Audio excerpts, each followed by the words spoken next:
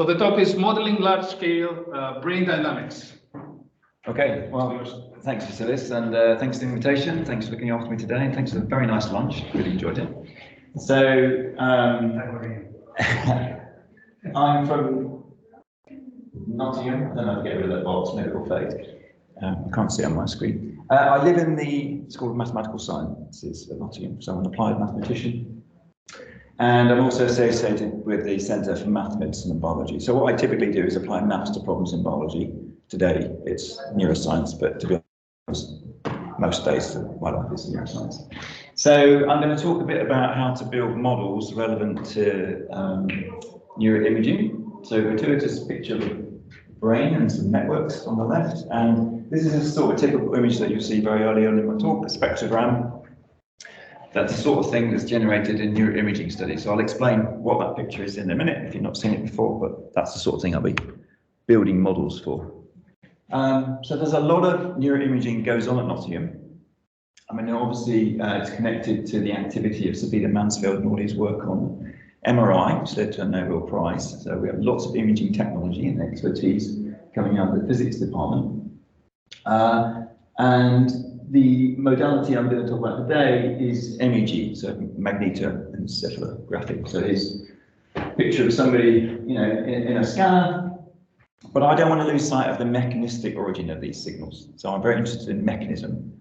You know, we're trying to image somehow neurons or populations of neurons or tissues. How do we build models? How are the physiological signals generated? So I know it's a bit faint here, unfortunately. It's better on that screen though. But there's supposed to be some dendrites here that you can see. So there's single neurons with their dendrites arranged. You know, you can see them lining up in parallel.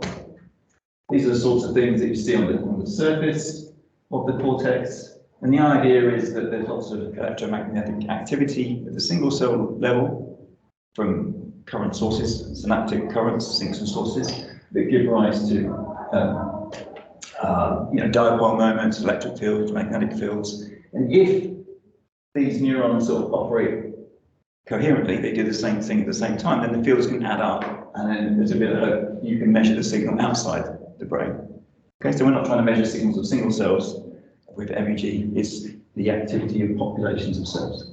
So when I talk about neuroimaging, at the back of my mind, I'm also talking about synchrony. The more synchronous this tissue operates, the bigger the electromagnetic signal and the bigger the recorded power in the machine that you're recording from. Okay, so the sorts of things we might record, you know, there might be an idealized spectrogram where you can record a certain frequency of time series from a channel in this recording technology. You can you know, construct the power in a certain frequency band. So here there's lots of activity around 20 hertz, and it's persistent over, you know, a long time scale. Okay, so this is what I might call you know, to a naive theoretician, this is a brain rhythm. Okay, and I want to explain, you know, the mechanism of where this comes from. So I'm interested in physics, if you like, but of course this is a tool for doing cognitive neuroscience. So I'm not a cognitive neuroscientist, but I'm just saying these tools are fantastic for studying the brain. If we have a little bit more insight into what the signals are, that should complement our studies of the brain. Okay, so this is the challenge that was, you know, given to me by my colleague Matt Brooks from the MEG Centre a few years ago. He said, Steve, well, we regularly record spectrograms that look like this. And the challenge is to understand how red here turns to red here. So what I mean by that is the task that's being studied here is movement. So literally, somebody's in the scanner, they're asked to move, say, their arm. And what you see is a drop in a certain frequency band. So in this case, blue means there's a drop in power, around 20 hertz, the beta rhythm. And then when the movement terminates, the power in that frequency band comes back in anger, overshoots if you red up the spot, then it goes back to baseline. Okay? So he just wants to know, Steve, what's the model for this rebound phenomena? And that would be linked to degrees of synchrony of the, you know, the cells in the underlying tissue. So here we'd imagine there's a drop in power, there's a drop in synchrony, here's an increase in power because there's some sort of over-synchronization before returning to normal levels of synchronization. You know, that's just a ubiquitous thing people, you know, Matt sees in recordings. But clinicians are becoming more interested in this feature because, for example, in patients with schizophrenia, the rebound is reduced. So it's not used as a clinical biomarker for schizophrenia, but it's regularly reported in certain patients. Okay? So if you have a mechanistic understanding of the generation of the rebound, then we might understand a bit better what goes wrong to diminish the rebound as well. Okay, so I cross over from maths to computational neuroscience, and so I thought, well, I'll just do an easy thing. I'll just take an off-the-shelf model because math doesn't do modelling. I build something and it will work. And there are lots of famous off-the-shelf models that you would think about going to for this. Not single-cell models because they're not the thing generating signal, but population models. Very famous model in our field called the Wilson-Cow model, but it basically says the important thing about cortex is that there's a bunch of excitatory cells talking to a bunch of inhibitory cells, and you make up some sort of phenomenological dynamical system to generate a rhythm from this sort of circuit. You can have some contact with biophysical reality. These arrows here that make contacts, they represent synaptic processing. And we know that if a spike arrives at a single synapse, then it takes time for a signal to build up and decay away. So we could build in some sort of delayed response model for the synapses here, if they receive signals. But we don't want to build a model with spikes. It's just too computationally challenging. So we'll build a model with rates. Okay, so I'm just going to give you the mathematician's perspective on these Wilson-Cow fine rate models. Well, basically what they say is the important thing to track is either the activity of the population or how active the synapse is. And there's a rule for evolving the synapse. So I'm going to call the synapse basically a conductance G that feels the activity of the population to which it's connected. So there's going to be some sort of nonlinear function, which is a nonlinear fine rate, which is a function of the activity here. So the more activity here, the bigger this signal. So this F is just something that gets bigger as the signal gets bigger. And there's a little rule in an abstract way here that tells me how to evolve these synapses through time. So there's a little sort of differential equation model sitting in the background. And one that we like is to write 1 plus d by dt essentially here. For good measure, we square it because these operators have response functions that go up and down like you record in electrophys studies. So in computational neuroscience, you often see so-called neural mass models, which are made-up models of how active the populations are, and you can wire them up. But basically the rules are, there's some conductance, there's some fine rate, which pushes the conductance, and there's an evolution model in time. But you can simulate these models and get squiggly lines out. Oh, maybe I can move that. Wow. So, the models can make squiggly lines. They can make time series, and then you can go and compare them to scout EEG, in this case not MEG, and superficially, they're in the same territory. So for years, well, certainly since the 70s, these sort of models have been used in anger as models for EEG, and therefore MEG, and then on the fMRI, etc., etc. But, unfortunately, it's really hard to see how they could do this rebound thing. Because rebound is really asking the question, how synchronous is the microscopic population of single cells in here? Because, if you want a bigger signal out, you have to synchronize all the neurons that will be represented in this population. They have to be more coherent. Well, these models are so already coarse-grained or average that you can't ask that question. You've already assumed it's just a lumped model of what the single cells are doing. There is no single cell, it's just a population.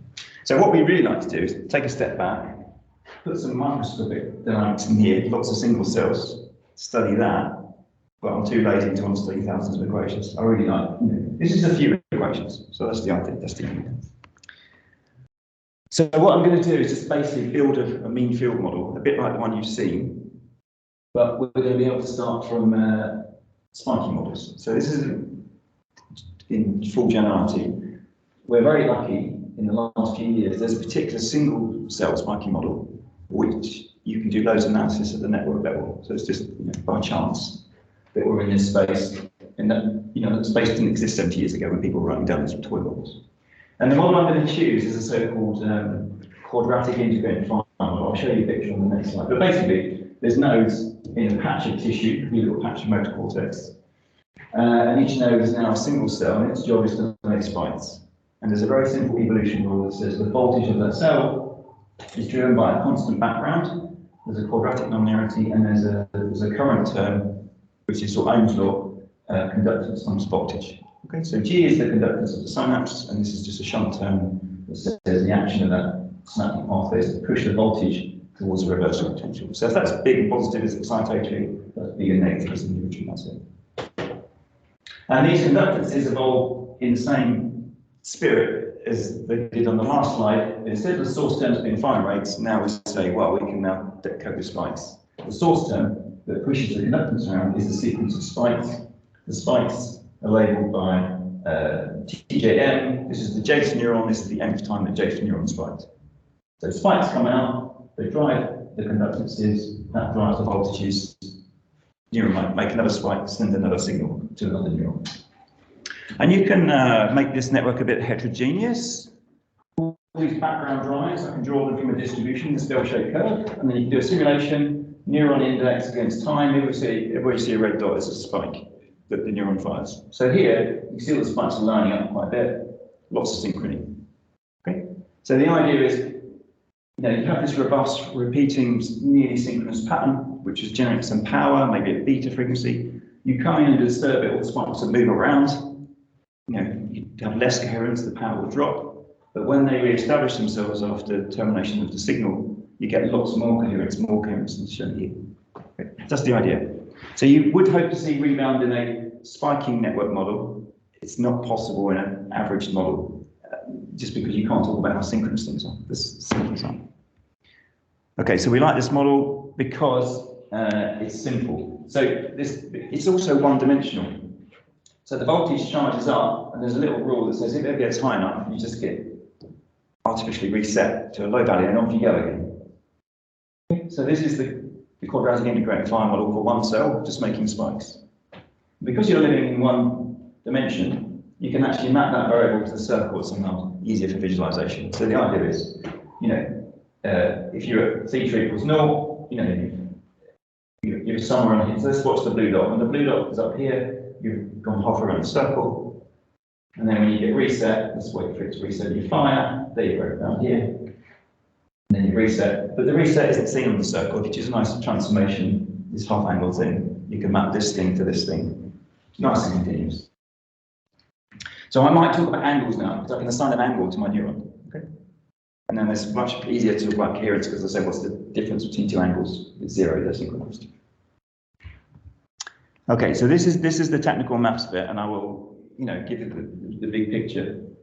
But basically, what we want to do is consider not just one cell, but many of them talking to each other. So n is the number of cells. I'm going to let that go to infinity. Okay, but I'm not looking at the whole brain, just the patch of tissue, just many cells talk to each other. And what we're going to do then is talk about the distribution of angles that I'd expect to see in that very large population. So this is 0, this is 2 pi. So if you look at the red curve, this is telling you there's a preferred angle in the network. The neurons are trying to all hang out the same angle. Whereas the blue curve, they don't care what angle they're at. They're all distributed along or around the circle. So this would be a synchronous state or a more synchronous state, and this would be a completely not synchronous state. And then if this goes to a perfect spike, it's perfectly synchronized. Okay? So really what I'd like to do to describe my network with large N is to know the distribution of states. Okay, and that involves, according to some continuity equation. But the weird thing is about this particular single neuron model is you can guess the answer. Okay? So I want to know the distribution of states that support it. I'm going to call it rho. I'm dealing with angles, so I live on the circle. So whatever this function is periodic. So I'm going to write a Fourier series for that distribution. I'm going to factor out the distribution of drives. And then if you remember your Fourier series, you need an infinite number of coefficients to build up your Fourier series. But what I've got here is not an infinite number of Fourier coefficients, I've just got one number to some power. So if you teach engineers, you put the index, you put n down here and call it an index. If you put it upstairs, you call it a power. Okay, so you've done some weird math thing. But then what that's done is that you've got an infinite number of things you don't know. All the coefficients A1, A2, A3, all you are. But now I just don't know A, because A2 is just A squared, A3 is just A cubed. You think, well, what sort of shape would that describe? How lucky is it that this would be a solution? Well, it's very nice that it actually describes all these shapes, the ones you expect to come out of the model. Okay, but what we don't know is what the A is. Okay, so you take this guess, put it back in your continuity equation. argue self-consistent, and you get a little formula out for A. It's not even a formula, it's a rule of the dynamical system. Moreover, this A has a nice physical interpretation. It tells you how synchronized you are, and synchrony was like the backbone of the story. So here's a simulation of not one cell, but many. So every circle is a little cell going around. And this arrow to the center of mass is basically a sort of a measure of telling you how synchronous this thing is. Okay. So these cells, all hang around together, so you say that network is quite synchronous. Okay. And this is called the Kuromoto order parameter. It's been around in physics for as long as people have been studying coupled oscillator. So there's a nice sort of physical link. Some arbitrary coefficients we need to know, but they have physical interpretation telling you how synchronous things are. Moreover, what this means is, and I'll skip the details, it means that we can take one of these models. There's loads of things in here spiking. I can turn it into one of these neural mass models by this trick. So last time we had an arrow that came around and there was a sort of non-linear firing rate thing here. But now I can keep the spikes. But in the large n-limit circle thermodynamic limit, the evolution rule for G, which used to be driven by spikes, now is driven by something called R, which we can identify as a rate. But the rate happens to be some function of the Kuromoto order parameter, and the Kuromoto order parameter evolves according to a differential equation. Okay, so it's a little bit more involved. Last time we used to have QG equals F. Now we have QG equals R. F was a rate, R is a rate, but now R doesn't couple back to G like it would in the traditional approaches. It needs to feel how synchronous the population is. But the evolution of synchrony couples back to the conductance that you're evolving. Okay, so some parameters in here. This is the center of the drive, the distribution of drives, and gamma is the width of the distribution of drives, and that's it. So these parameters are put in to make the system heterogeneous. Does it work? Well, you can just do some simulations. So some blue lines and some red lines. The red lines are wiggly. That's a simulation of 500 of these cells. So I need hundreds of equations, 500 cells, second order sciences like 1500 equations. Or I can simulate 4 mean field equations in blue, just 4 ODEs. So it's your choice, 4 differential equations or 1500. I go for the 4, okay? So as long as n is large, this model does a good job of capturing what's going on. Moreover, it has some interesting time series. You can have spiky things in the populations. You can have more irregular looking things. So traditional Wilson Cowan, they tend to have very sinusoidal oscillations. They're great for talking about maybe functional connectivity and stories like that, but you wouldn't use them to fit time series. They're just not wiggly enough. The models aren't rich. Okay, does it rebound? Yeah, of course it does. So here's a synthetic model. I set the model up, very simple, just one population talking to itself. I can establish a beta rhythm. I send in a signal that kills the power here. Might come back in anger up here, that's fine. Then I remove the drive and the power comes back in anger. So that's the rebound. And it can come back, these timescales can be half a second, and you can stretch them all the way up to several seconds. There's nothing in the single neuron model that has timescales of seconds. Okay, it's all milliseconds. So these emergent timescales are network effects, which is nice. And this is an animation of this thing. So there's some oscillation now, given frequency. I can write it in this Kuromoto parameter plane. I put in some stimulation. I push the rhythm to somewhere else. The power drops out in a certain manner. And then when it comes back, when it relaxes back to where it wants to be, to blue is where it's aiming for. It's taking the green path. But in this language, it's going sort of near the edge of the disk. And this Kuromoto order parameter, if you're hanging out near the edge of the disk, that really means things are really synchronous. That's what the order parameter tells you. Whereas if you're hanging out in the middle, things are not synchronous. Okay. So the rebound phenomenon goes hand in hand with enhanced synchrony. Okay, so you can apply it in a clinical setting, and it does have diminished responses to certain parameters, and you can link that to schizophrenia. The real data, if you're a neuroimager, you would never see lovely clean data like I pretended on slide 1. It comes much more bursty, so you don't tend to see sustained power in a given frequency value. Certainly in these beta stories, you see bursts of beta and then something else and then bursts of beta. So to get data like this, all we do is take the model, the mean field model, add a bit of noise, just add some fluctuations. And then what we've done is use a genetic algorithm to fit this model to real data. And the file box shows some preliminary fits for burst duration, number of bursts, power, and so the model's going in the right direction. Mechanistically, it has some explanatory power. But it's for a node, okay? So if you trust this model as a model of a node, that's not a brain model, okay? Why don't we, think about, well, we've got a reasonable model for a node that can rebound and have nice time series. Why don't we just connect it up? Why don't we just take on board some human connector data and see what the network will do? And why might that be interesting? Well, it might allow you to get questions about functional connectivity. How correlated are patterns of activity in the real brain when we try and decompose them into the wiring diagram, the structural bit, and the dynamics bit, And I guess if you're doing neuroimaging, you know there's dynamics, but you typically don't use models. Okay, so we could use a dynamical systems model, we could use a wiring diagram, and you can ask questions about function. So it's just patterns of correlation. And I don't want to give the impression that these functional patterns are just, like matrices that sit there for all time. They evolve. It's very, very dynamic objects.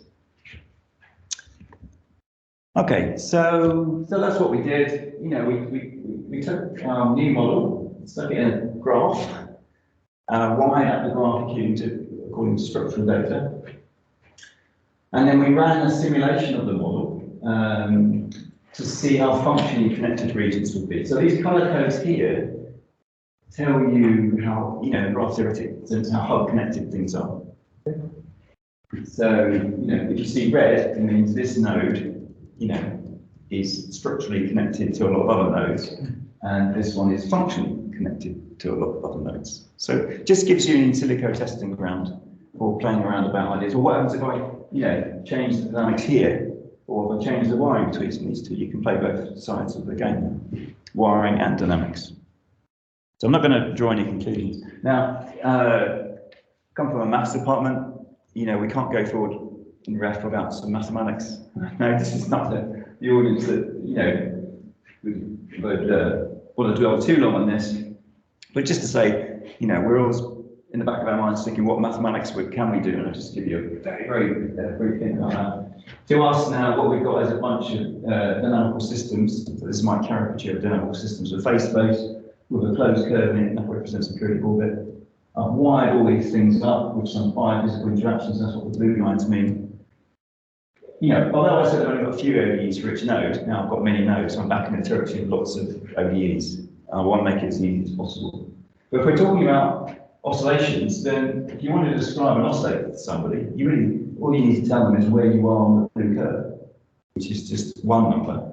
Okay. So this gives rise to the notion of phase reduction if you're dealing with oscillators. You just need to give somebody a number, typically an angle, which tells you how far you are along this cycle. The number you give is literally the fraction of time you are relative to the period of the orbit.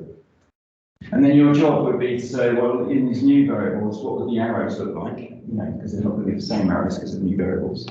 But there's been a framework for doing this since the 60s, which says if you want to write down the evolution of the angles, and then you only need one angle for every population, so it's a huge reduction. There's some sort of intrinsic rotation frequency and some coupling. Now the coupling is, going to be built out of the old structural coupling, the WIJs. It's going to be built out of the old biophysical coupling. But there's an extra factor that says you have to multiply the biophysical coupling by the response function of the oscillator, whatever that means. But that's something you can obtain experimentally. You can push oscillators and see how they respond, or analytically if you've got a model and some equations.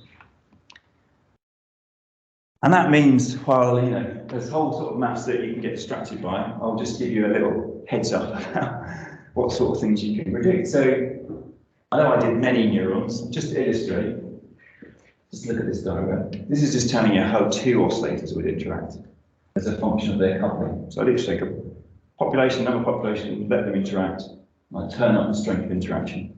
If they're identical, you might expect some patterns to emerge purely on symmetry grounds. One is the purely synchronous rhythm. Both populations do the same thing at the same time.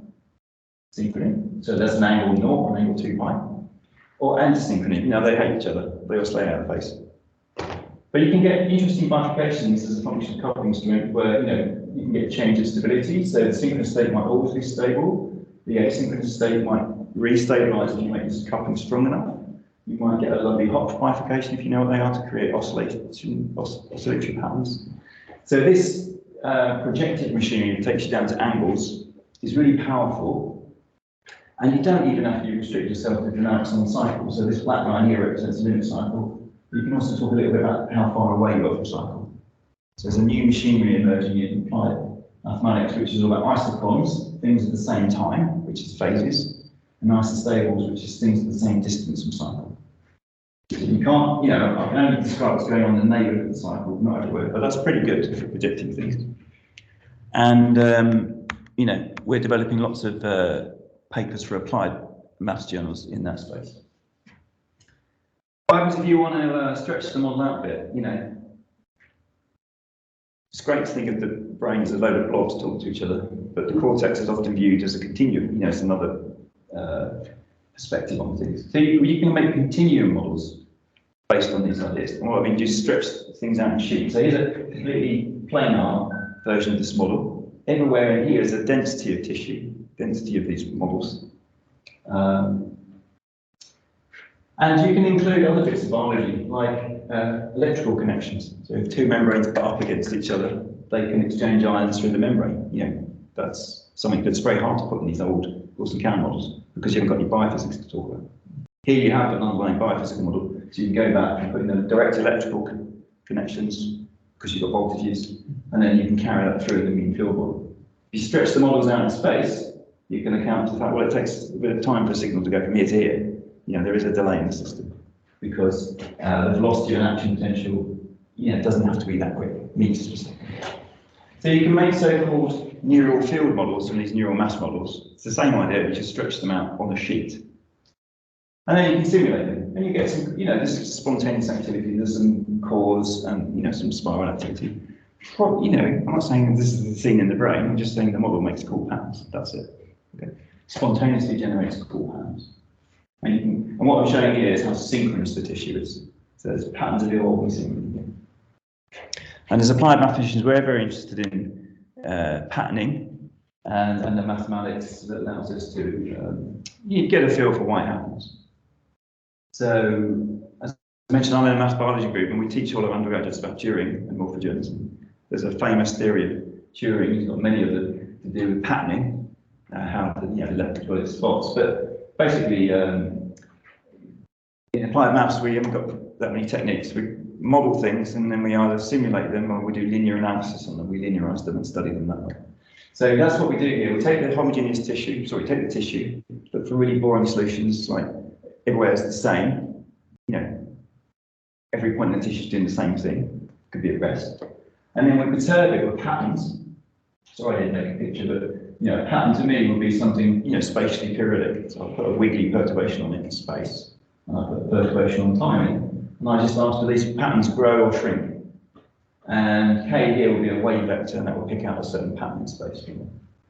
And so you can play those games in the plane or along the line, or in 3D.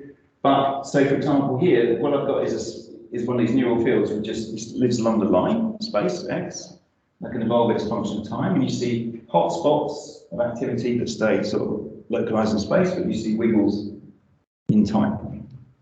So these models can have patterns, that cover the whole. This is now simulation of the planar model, or you can have patterns that are it's one-dimensional space.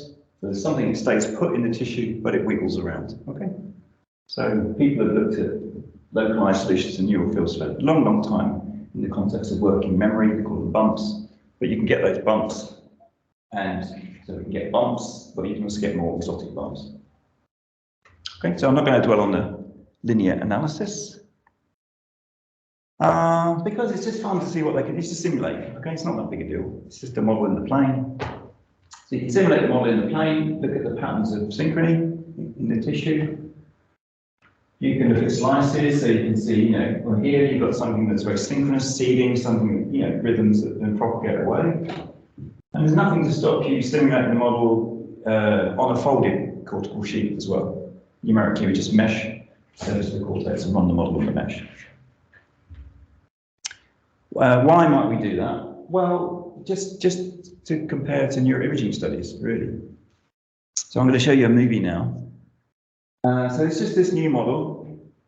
So the new model starts, it's a spiky model, you do a mean field reduction, you get a low-dimensional bunch of ODEs, you stretch them out in space, you can include electrical connectivity, axonal delays, all the relevant biophysics that you think should go into large-scale neuroimaging studies. And then if you have access to reasonably, you don't need a powerful computer, you can do simulation. So here's a simulation on the left with the same color coding I talked about before. You just run the model and you see the patterns of functional connectivity that emerge. And if you see red, this is, a functionally connected hotspot. It connects more to other regions. And on the right, it's the same model, but all we've done is turn up the gap junctions in the model. So locally, there's lots of electrical connections, and I've just made them a bit stronger. And what you can see is this pattern settles down, and this pattern is much more transient. So what we learned from this is that local electrical interactions can have a huge effect on the global patterning for brain states, and they're often missed out of large-scale brain modeling. And there may be a reason for that, just because people start a very high-level model, and it's very hard to put the gap junctions in. Or if you put them in at the low level, you have to do simulations, and they're very computation demanding, and you can't run things for hundreds of seconds. That's it. But these models are cheap. And also, we wrote a C library, so if you don't want to code this up, you can just grab the code and run it yourself.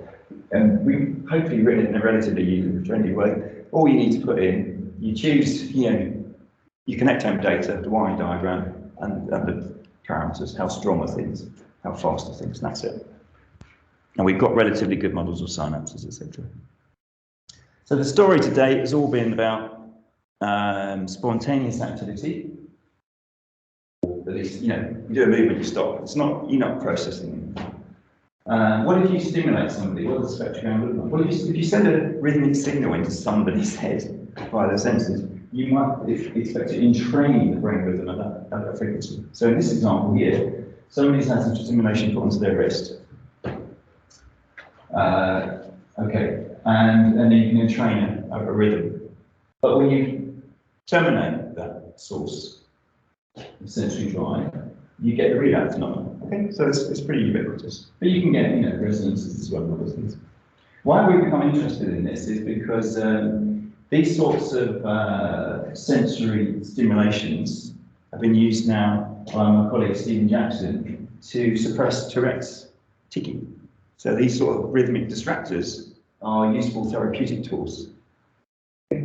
And again, what Stephen typically measures are spectrograms. Okay, so what we'd like to do is use our mechanistic modelling to optimise stimulation protocols to give you the best tick minimisation. So there's a role, there's a hope for the use of these sorts of models. But what's missing in this model is, sensory information doesn't go into the brain, into the cortex, it goes up by the thalamus. Okay, I've been talking about excitation and inhibition as a very minimal model of the brain. So we need to expand that to include, in particular, the thalamus. And the thalamus, like many parts of the brain, the rhythms that you see from the thalamus aren't just generated by the synapses. The single cells have intrinsic currents that make cool firing patterns. So the two groups of cells we need to track will be the thalamocorticoid cells and the reticular cells. Both of them express a cool current called the slow calcium current that allows, for example, the thalamocortical cells to rebound via, after polarization. So it's a different sort of rebound, but the idea is to take a single cell, you put in some inhibition, hyperpolarize voltage, you release the stimulus, and absolutely you will relax back to rest. But doing so, you find a pattern of spikes. Okay. So the challenge, this mean field only works for the cooperative integrating fire neuron, doesn't work for any other model, certainly won't work for these models, but there are many parts to mean field models. So that's what we've been doing recently, is exploring other mean field models that allow us to build proper thalamocortical relay circuits. And again, the patterning from these more exotic models is way more complicated than you'd find in standard neural field models. So this is just a sheet of thalamocortical relay cells making a lot of hexagonal pattern. Okay. Spontaneous activity is quite exotic as a function of time. But all that means for us is that when we play these games about driving things with rhythmic signals, we can get more interesting spectrograms. So here's a spectrogram coming out of the thallic cortical relay model. You see entrainment, you see rebound. It's just richer. Okay? I'm not saying this is fit to data, because what we first of all need is a model that's mechanistically sensible and rich enough to be fit to data. All the other, we tried lots of models. This is the only model that we ever got that was a candidate starting point to be fit to real data. So what we're doing now is optimizing these spectrograms to bring them more towards data from students now. And on the way, we're having some mathematical fun and games of working out response properties of these particular oscillators. So there's, again, a whole mathematical machinery based around so-called Arnold tongues or Arnold onions that, once we construct them, will hopefully allow us to sort of give a skeleton to how these are generated. So lots of fun for mathematicians, and it may be relevant to the real world. So colleagues, I'm working with lots of people at Nottingham, and Anya is now at Dublin, and Danielle is at the Amsterdam. And that's it. So I'll keep it hopefully short enough. There's papers. Somebody, there's a topography paper that you wrote. Thank you. So that sort of covers a review of this neural mass model. And if you really glutton for punishment, we've now written a book. So if you've got time, you can immerse yourself in 500 pages of applied maths with questions at the end of each chapter. Test your knowledge. Hot off the press. Don't buy it, it's very expensive, but put in a request to the library. There's an e-version and it's cheap. If you're a student, there's a cheap online version for students. Okay, I'll stop there. Thank you. Any questions?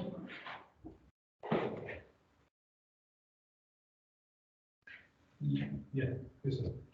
Congratulations for the excellent presentation. Oh, thank you. I really liked the videos that you I've learned over the years, it's very important to have some eye candy. You've got to have some colour and some movement. What is this presentation software? I know that's not the question you were expecting, but they were visually really impressive. So I'm just using a map with Keynote and the movies we made. I think actually, because we didn't pay for the software, that the watermark is still buried in here, so we can probably see it. But if you use neuroimaging packages like NeuroSurfer, you can make these things very easily. But the package we use is called FastReal. But it basically wants a load of matrices and it sticks in the loop, colours them for you. Yeah, but you just got to have something absolutely gratuitous. As I say, this is not, it's not theory, it's not application, but it's the only thing people ever remember. But underneath it, there are there's a proper model and a proper suite of codes. Yeah, and we're not, experts in scientific computation, so these things, we got them to run reasonably quickly. And the numerical challenge is because underneath this is a system of delays, because region A talks to region B, but there's a signal that sort of slowly moves across here. There's an action potential. So that's the thing that slows down the numerics, handling properly the delay equations. When you accounted for the external delays, did you use one particular delay that? Yeah, so is for here, everything? although the codes are geared up for distributions, we just said, there's only one speed in the system. Yeah. And how much was that? We would have put like 6 meters per second or something like that. I mean, typically there's, Cortex, there's a range from sort of 3 up to 20 meters per second. And there are known shapes of those distributions. So lots of things to study. Sure. But no, for this purpose, we just fixed it. It won't, it doesn't affect how you run the code, but the more interesting patterns that emerge, the slower the computation goes because it's adaptive. For me, it was a surprise that there were motor differences between the health controls and the patient suffering from schizophrenia. Yeah. Shall you explain us a bit more about the hypothesis? Why schizophrenia? Why motor mapping? For example, why not some prefrontal modeling or language mapping or auditory cortices, which are related to hallucinations? Yeah, so I think it's just historical, it's the pathway by which this was observed. So our colleagues in physics, Matt Brooks, who works with Peter Liddell, who is a psychiatrist, works in the Institute of Mental Health, they do things together. So they just, Matt was doing movement one day, Peter's interested in schizophrenia. And so they probably just repeated the study. I don't know why they chose, motor cortex. So as you say, you might expect this to manifest in, from other recording sites as well. But it's very robust in this modality. Yes, this was the main surprise for me. Yeah. I didn't expect motor deficits for those patients. Yeah, and as I say, it's not used as a biomarker, but I think it could be. It's pretty robust. Is this something that just kind of emerged as they were looking at their data from two different? Yeah, I don't know if it emerged or Peter had an idea that it would be diminished. I don't unfortunately know. But there are many stories about what goes wrong in schizophrenia, and we picked the NMDA receptor hyperfunction model, and that's what because it's very easy in the model to turn synapses, make them stronger or weaker. And this one, it doesn't look much, but we got a diminishment in the rebound that is consistent with this story.